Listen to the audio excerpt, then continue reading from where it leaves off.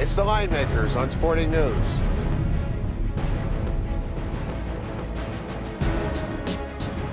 Let's talk some pro football. Welcome to the Linemakers on Sporting News. I'm Micah Roberts, joined by the legendary Jimmy Vaccaro. Jimmy, thanks for joining us.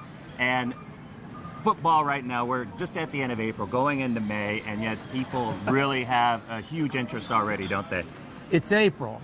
It's 99 degrees outside. We're in the middle of the desert. We have a pretty good NBA series first-round playoff so far. And what's the biggest topic? Week 1 NFL lines and the draft. It just goes to show you, as what we've been talking about the past year when the show has started, the emphasis of pro football and football in general, but more or less, with the pro football. It has an absolute attachment to the way we live. It's a part of our culture, and you can surely see how big this thing is getting. Now, we just saw the draft completed over the weekend. How much emphasis do you put on some of these kids that have come into the teams? Did you do any adjusting at all on any future prices or week 1 prices? Well, it's like everything else we talk about. It's more marquee value with the draft as opposed to like what they actually can and cannot do. Last year, as we've been talking about, we knew that Andrew Luck was going to draw attention. We knew that RG3 was going to draw attention. So with that, and like I said, part of our culture and the way that we're doing futures, which everybody's getting involved in earlier, April, May, June, and July, yes, there is a distinction of like how you might shade something with the idea of who's going there. But remember, last year it was quarterback driven. Yeah. Now, we didn't know the Russell Wilson thing was going to sneak up on us, but we surely knew Andrew Luck and RG3 were going to draw attention. When those numbers were posted last year, Micah, there was immediate attention on the week 1 lines in specific. People wanted to take advantage of a beleaguered Colt team with a new leader at hand, and they wanted to bet on this Redskin team because they knew there may be just one player away to challenge in a tough division. So you look at those things, and you absolutely put it in what you do. But this year, you really won't, and haven't so far seen any movement on week 1 for the big reason the first 2 picks were linemen. Yeah. It's really hard to say, even though it's a big part of what they end up doing at the beginning, it really doesn't make any difference. You're not going to see much movement early on in the season win totals too, because last year, same situation.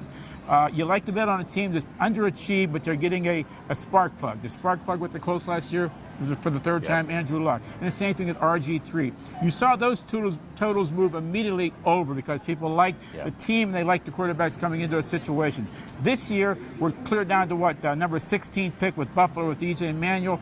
He won't have nothing to do with the Buffalo win total. But like I said, it has an absolute value to it, but the value is diminished this year only because of the way that the draft played out.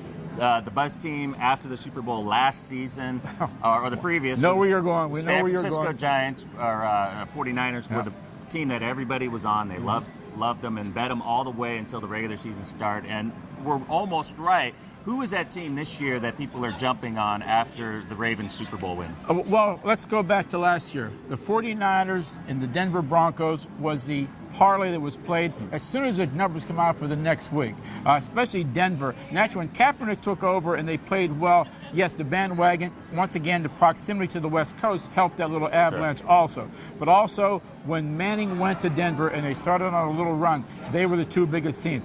It's going to be the teams with, I would say, the second-year quarterbacks. Naturally, we don't know with the RG3 situation. The Colts are drawing plenty of attention. Wow. I think if there's any new buzz, I'm going to have to lean towards the Saints only because of people saying last year was an abomination. Yeah. Naturally, with everything that they went through, now they're ready. But you know what? A pretty good test in week 1.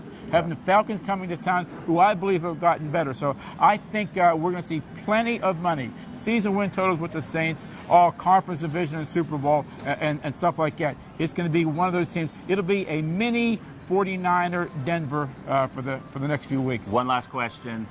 When will you have at William Hill Sportsbooks posted season win totals? Our hub manager, Nikki Bogdanovich, says we'll be ready about the first week in May. We'll have the win totals the first week, and we're even contemplating, like some other properties do, on putting up the entire 16 weeks. Once again, it shows you we're already here, pal. Wow. Football talk, May, love it. Thanks for watching.